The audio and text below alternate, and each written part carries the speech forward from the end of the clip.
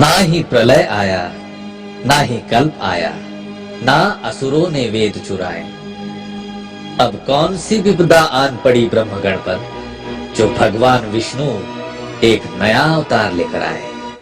सत्य प्रिय प्रभु श्री रामचंद्र की, सत्य प्रिय प्रभु श्री रामचंद्र की, सत्य प्रिय प्रभु श्री रामचंद्र की, प्रजापालक प्रभु श्री रामचंद्र की।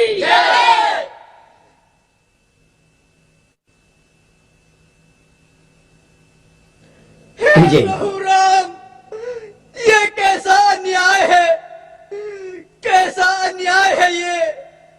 हे राम, मुझे न्याय चाहिए, द्वारपाल, न्याय, द्वारपाल, मुझे न्याय चाहिए प्रभु हे राम, मुझे द्वारपाल, न्याय चाहिए। ये क्या हो रहा है वहाँ? आज की इस शुभ घड़ी में ये कैसा क्रंदन है? अन्याय है। जाओ बंद करवाओ ये सब। हे न्याय महाराज, प्रभु राम, एक ब्राह्मण का एक करुण क्रंदन है। वो अपने मृत पुत्र को छाती से लिपटाए हुए विलाप कर रहा है महाराज। पुत्र की आकस्मिक मृत्यु से त्रस्त है महाराज। किंतु ऐसी शुभ घड़ी में जब राजा रामचंद्र अश्वमेध के लिए प्रस्थान कर रहे हैं, काल और कार्य का औचित्य भी तो देखना चाहिए। हे राम, यदि सारी प्रजा राजा को अपना व्यक्तिगत दुख सुनाने आए तो राज करना असंभव हो जाएगा। ब्राह्मण देवता का पूर्ण दुख तो जान ले मुनिवर। न्याय देवता, उसका पुत्र अल्पायु में मृत्यु को प्राप्त हो गया है सुनिए प्रभु, और वो आपको रुक क्यों गए? मेरे साथ निर्भय होकर कहो। वो आपको अपने पुत्र का हत्यारा कह रहा है महाराज। नारायण नारायण, ऐसी दुष्टता! न्याय प्रिय राम पर आरोप। अनर्थ, घोर अनर्थ। राजा रामचंद्र पर दोषारोपण। ब्राह्मण देवता को हमारे सामने उपस्थित किया जाए। जी महाराज। न्याय दीजिए मेरे साथ।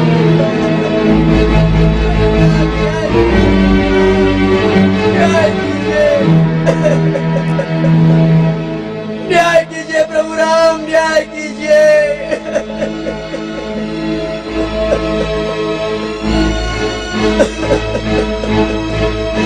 हे राम, ये कैसा अन्याय है, कैसा अन्याय है ये। मुझे न्याय चाहिए, न्याय, मुझे न्याय चाहिए, न्याय। राम राज्य है तो इसका तात्पर्य ये तो नहीं कि कोई भी राजा पर दोषारोपण करे। प्रभु, मैं दोषारोपण नहीं, सत्य कह रहा हूँ। राम, तुम हत्यारे हो, मेरे पुत्र के तुम ही हत्यारे हो। इस राम राज्य में यह राजकता कैसी, ये कैसा धर्म का राज्य है। आज तक किसी भी पिता के जीवित रहते कभी किसी पुत्र की अल्पायु में मृत्यु नहीं हुई। तुम्हारे राज्य में अवश्य ही कहीं अधर्म और पाप पनप रहा है। मैं अग्नि को साक्षी मानकर कहता हूँ कि मैंने अपने मन और वचन से कभी कोई ऐसा कर्म नहीं किया जिसका फल पुत्र शोक हो। ऐसी अनहोनी घटना केवल अधर्मी और पापी राजा के राज्य में ही घटित होती है। हे मर्यादा पुरुषोत्तम, न्याय प्रिय राम, यह मृत्यु नहीं है, हत्या है, और इसका कारण हो तुम। प्रत्यक्ष ईश्वर पर आरोप, तुम्हारी जीवा क्यों नहीं कट गई? इस आरोप को सुनकर तुम पृथ्वी में क्यों नहीं समा गए? नहीं गुरुदेव, नहीं। राजा पर प्रजा की देखभाल का पूरा दायित्व होता है।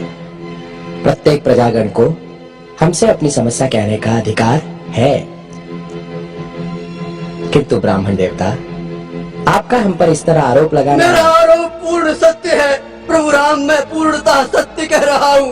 तुम ही मेरे पुत्र के हत्यारे हो, तुम ही मेरे पुत्र के हत्यारे हो, तुम ही मेरे पुत्र के हत्यारे हो, तुम ही मेरे पुत्र के हत्यारे हो। प्रभु राम, इतना व्यथित क्यों होते हो? माना कि वो ब्राह्मण देवता है, किंतु अश्वमेध यज्ञ के लिए प्रस्थान करना भी तो आवश्यक है। नारायण मुनिवर, आप क्यों हमें नरक यातना में धकेलना चाहते हैं? नरक यातना? नारायण नारायण, ब्रह्म हत्या का आरोप नरक यातना के समान ही है। ब्राह्मण की रक्षा करना और उसकी व्यथा को दूर करना हमारा केवल कर्तव्य ही नहीं अपितु धर्मादेश है। अब हम ब्राह्मण की व्यथा को दूर करने के पश्चात ही अश्वमेध यज्ञ के लिए प्रस्थान करेंगे। किंतु हमारे राज्य में धर्मोल्लंघन का दुस्साहस कर कौन सकता है? नारायण नारायण, तुम्हारी ब्राह्मण धर्म के प्रति निष्ठा देखकर देवता भी स्वर्ग में आनंदित होंगे। हे राम, धर्म शास्त्रों का अध्ययन, तप और जप करने का अधिकार केवल ब्राह्मण समुदाय को ही है। तुम्हारे राज्य में निश्चय ही कोई पापी शूद्र अपने दास धर्म को त्याग कर मोक्ष सिद्धि हेतु तपस्या कर रहा है। नारायण नारायण, सतयुग में ऐसी अशुभ घटना कभी नहीं घटी राम। शूद्र और तप? हाँ, निश्चित ही कोई शूद्र है। मेरे अंतर्ज्ञान से मुझे प्रतीत हो रहा है कि वो पापी दक्षिण में कहीं छिपकर कार्य सिद्धि कर रहा है, धर्मादेश का उल्लंघन कर रहा है। इस संबंध में धर्मादेश क्या है मुनिवर? धर्म आज्ञा का उल्लंघन करने वाले शूद्र का सर्वनाश, ताकि सारी प्रजा को विदित हो कि जो कोई वर्ण व्यवस्था को तोड़ने का दुस्साहस करेगा उसे केवल मृत्युदंड ही नहीं अपितु मृत्यु के पश्चात भी हजारों वर्षों तक नरक यातना भोगनी पड़ेगी।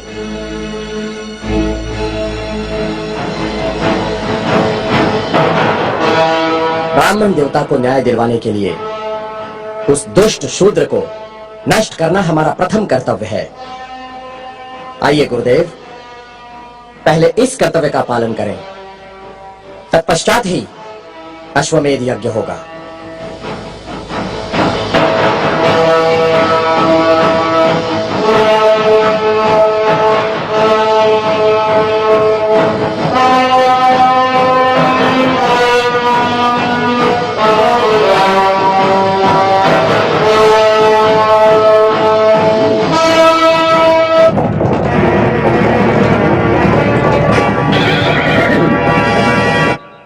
गुरुदेव, दक्षिण का सारा अरण्य खोजने के पश्चात भी हमें उस पापी का पता नहीं चला। क्या वो अधर्मी हमारे हाथ से बच जाएगा? क्या हम ब्राह्मण देवता को कभी न्याय नहीं दिलवा पाएंगे? इसकी चिंता न करें राम, हमारी सारी सेना उस दुष्ट को ढूंढने में लगी है। गुरुदेव, वो देखिए, कोई आश्रम जान पड़ता है। चलिए वहां चलकर देखते हैं, उस अधर्मी का पता संभवतः वहीं से चल जाएगा। चलिए। ब्रह्मांड में फैला हुआ सारा अस्तित्व करुणामय है। अस्तित्व की रचना को पंच महाभूत संभालते हैं। पंच महाभूत अर्थात अग्नि, पृथ्वी, वायु, जल व आकाश। जल अर्थात वर्षा सभी की भूमि पर बरसती है। वो ये नहीं देखती कि ये भूमि वैश्य की है या शूद्र की। सभी की भूमि पर समान वर्षा होती है, वहां कोई भेद नहीं होता। सूरज सभी के लिए निकलता है, वह हवा सभी के लिए बहती है। सूरज केवल सवर्णों के लिए ही नहीं निकलता और हवा केवल ऊंची जाति वालों के लिए ही नहीं बहती। वर्षा अगर भेदभाव करती तो सवर्णों की भूमि पर ही बरसती और शूद्र वर्षा से वंचित रह जाते। निसर्ग के ये तत्व सभी के लिए समान रूप से उपलब्ध है, वहां कोई भेदभाव नहीं है। न कोई ऊंच है न कोई नीच है। शिष्यगण, पहले ऐसा नहीं था। हमारे पूर्वज धन धान्य से भरपूर थे, हमारे नगर उन्नत थे, एक सभ्य संस्कृति थी हमारी। विदेशी क्रूर आर्यों ने आक्रमण कर हमारी नागरिक सभ्यता को नष्ट कर डाला, हजारों नर नारियों का वध कर डाला और अन्य लोगों को दास बनाकर अपनी वैदिक ब्राह्मणी सभ्यता की स्थापना की। मैं पूछता हूँ, उनकी संस्कृति में क्या है? क्या है उनकी संस्कृति में? कुछ नहीं, सारी असमानता है। और इसीलिए हमें शिक्षित होकर उनकी पाखंडता को सारे लोगों के सामने लाना होगा और तभी हमारा जीवन सार्थक होगा। मानव मानव में भेद करने वाले वैदिक धर्म की हमें आवश्यकता नहीं, बल्कि निसर्ग के भेदभाव रहित नियमों को स्थापित करना है। और यही मेरी शिक्षा है शिष्यगण। गांव गांव नगर नगर जाकर समानता की शिक्षा दो। जाति भेद की असमानता को समानता में परिवर्तित करो। प्रकृति कभी नहीं हारती, एक दिन तुम्हारी अवश्य विजय होगी। पृथ्वी पर जन्म लेने वाला हर व्यक्ति मृत्यु को प्राप्त होता है। जीवन का पूर्ण विराम है मृत्यु। मृत्यु सत्य है, इसलिए तुम्हारा जीवन एक सपना है। ब्राह्मण हो, क्षत्रिय हो या शूद्र हो, सबके जीवन की अनिवार्य घटना है मृत्यु। मृत्यु तुम्हारे अहंकार को छीन लेती है। केवल एक मानव की तरह तुम जीते हो, वहां कोई भेद नहीं है। मरने के बाद तुम जन्म लोगे या नहीं, ये पुनर्जन्म की कल्पना मिथ्या है, क्योंकि तुमने इस जीवन को एक मानव की तरह नहीं बल्कि शूद्र, क्षत्रिय या ब्राह्मण की तरह जिया है। चातुर्य वर्ण व्यवस्था में जकड़े हुए तुम लोग स्वाभिमान के साथ नहीं जी रहे हो। तुम नीच रहकर मर भी गए तो तुम्हारे माथे पर लगा नीचता का कलंक मिट नहीं जाएगा। तुम्हारी आने वाली पीढ़ी नीची कहलाएगी। यही अमान्य प्रथा पीढ़ी दर पीढ़ी चलेगी। इसे समाप्त करो।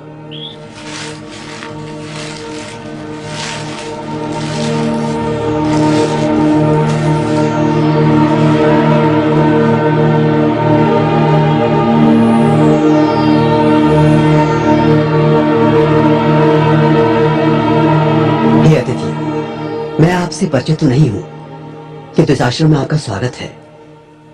मैं आपसे प्रार्थना करता हूं कि आप हमारा आतिथ्य स्वीकार करके हमें अनुग्रहित करें।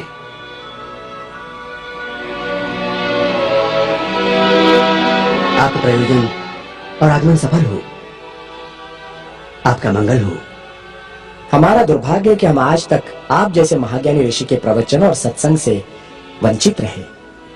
परिचय के अल्पकाल में ही आपने मुझे इतना सम्मान दिया। यह आपके उच्च विचारों और आदर्शों का द्योतक है। हे अतिथिगण, कृपया आप आसन ग्रहण करें।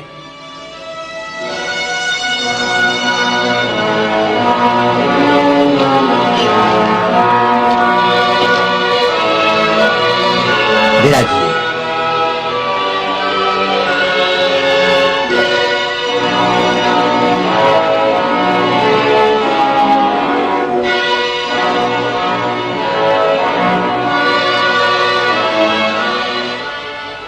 मुनिवर, आपके अनमोल वचनों के कुछ अंशों को सुनकर हम आपके कृतज्ञ हैं। ऐसे उच्च विचार तो हमने जीवन में प्रथमतः ही सुने हैं। मुनिवर, हम दशरथ पुत्र राम हैं। अहोभाग्य हमारी। आज इस आश्रम की भूमि आपके आगमन से पावन हो गई। स्वयं प्रजापालक ही हमारे आतिथ्य में आए हैं। मुनि श्रेष्ठ, आप जैसे महान ज्ञानी ऋषियों के कारण ही हमारे राज्य की भूमि पावन है, किंतु आज तक आप जैसे सद्गुरु से हमारा परिचय कैसे नहीं हुआ? मुनिवर, क्या मैं पूछने की दृष्टता कर सकता हूं कि आप किस गोत्र और कुल से संबंधित हैं? अतिथि, मैं शंभूक, मैं शूद्रकुल से हूँ। भ्रष्ट कर दिया शूद्र ने, पानी पिलाकर अपवित्र कर दिया हमें। छी छी, अब शरीर शुद्धि के लिए गौमूत्र छिड़कना होगा। ज्ञान की ऊंचाई पर एक नीच शूद्र? हमारा हृदय इसे स्वीकार नहीं करता। किंतु ये सत्य है राजा राम, मैं शूद्र हूँ।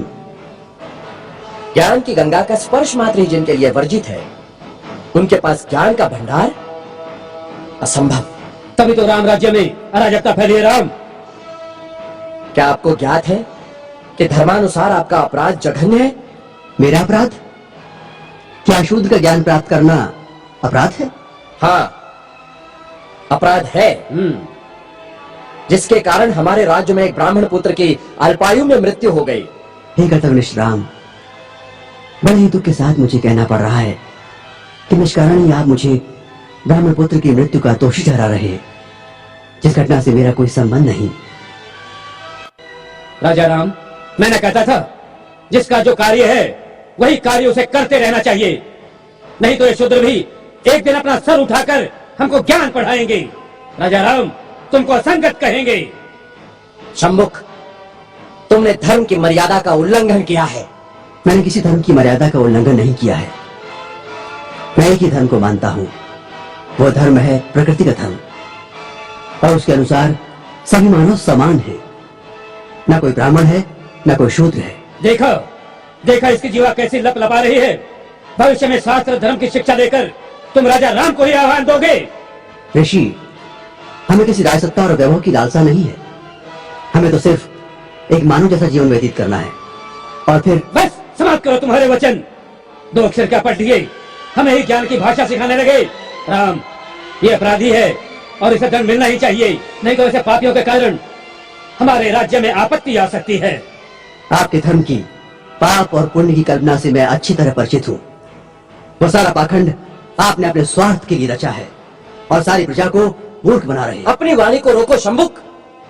हम अपने परम पूज्य गुरु का और अपमान नहीं सह सकते।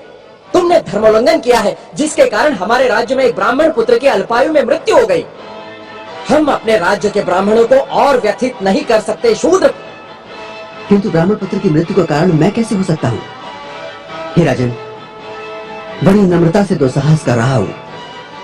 आप तनिक अपने मन दर्पण में झांक कर तो देखें, तो आपको पता चलेगा कि आज की और कल की आपकी छवि में कितना अंतर पड़ा है। हे मर्यादा पुरुषोत्तम, प्रजा के अहंकार को कुशल के लिए त्याग कर तो देखो। मुझे स्वप्न में भी आशा नहीं थी कि देवताओं के मान्यवर दशरथ पुत्र राम का इतना नैतिक पतन हो जाएगा। किसी ने बस कह दिया तो आपके सोचने की शक्ति क्षीण हो गई। राजदंड की आड़ में ऋषि का वध करने के लिए उद्युक्त हो गए। दोषी मैं नहीं राजा राम, अपितु ब्राह्मण पुत्र की मृत्यु के लिए दोषी आप हैं। अपनी विष उगलती जिह्वा को रोको शंभु। मुझे भयभीत करने की चेष्टा न करो राम। जब जब किसी शूद्र ने परंपरागत सामाजिक दास्तां की बेड़ियां तोड़ने की चेष्टा की, तब तक धर्मांधों ने उसकी हत्या कर दी।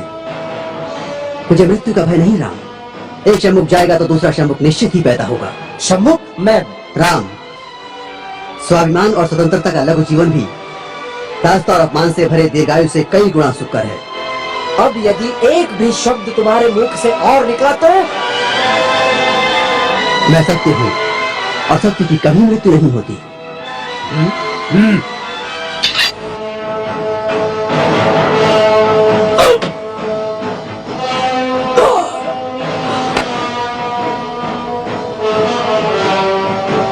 न्याय प्रिय प्रभु रामचंद्र की, जय न्याय प्रिय प्रभु रामचंद्र की, न्याय प्रिय प्रभु रामचंद्र की, जय न्याय प्रिय प्रभु रामचंद्र की, जय न्याय प्रिय प्रभु रामचंद्र की। करो, जय जयकार करो। ब्राह्मणों के जाल में फंसे श्री रामचंद्र की जय जयकार करो। कपट से बाली का वध करने वाले श्री रामचंद्र जी की जय जयकार करो। अपनी पत्नी का त्याग करने वाले श्री रामचंद्र की जय जयकार करो। महर्षि शंभुक का वध करने वाले राम की जय जयकार करो। करो, जय जयकार करो, ताकि इनके काले कारनामों पर पर्दा पड़ता है।